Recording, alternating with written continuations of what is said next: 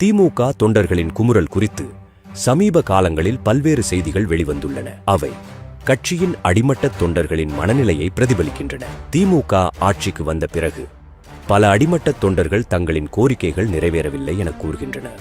அவர்கள் வேலைவாய்ப்புகள், கட்சி பதவிகள் போன்றவற்றில் பங்கு பெற முடியவில்லை என்பதால் கட்சியின் மேலிடத்திடம் குறைகளை தெரிவித்துள்ளனர். ஆனால் முதல்வர் ஸ்டாலின் இவற்றையெல்லாம் கண்டு கொள்ளாமல் வழக்கம் போல் மௌனம் காத்து வருவதாக திமுகவின் தொண்டர்கள் கடும் விரக்தியில் உள்ளனர்.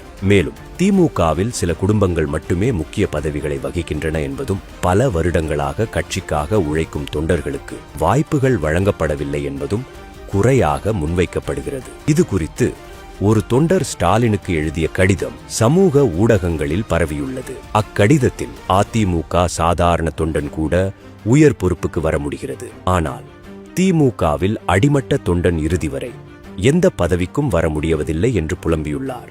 சமூக ஊடகங்களிலும் திமுக தொண்டர்கள் தங்களின் விரக்தி மனநிலையை வெளிப்படுத்தி வருகின்றனர். அவர்கள் கட்சியின் தற்போதைய கட்சி நிலைமை, கட்சியின் நிர்வாகம் மற்றும் கட்சி நிர்வாகிகளின் நடவடிக்கைகள் குறித்து கடும் விமர்சனங்களை பதிவு செய்து வருகின்றனர்.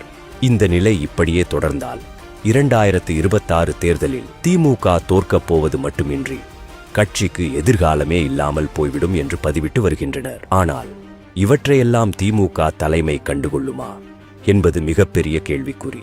எப்போதும் மாநில அளவில் மட்டுமின்றி மாவட்ட அளவிலும் மன்னராட்சி அடிப்படையில் கட்சியை நடத்துவதே திமுகவின் வரலாறு.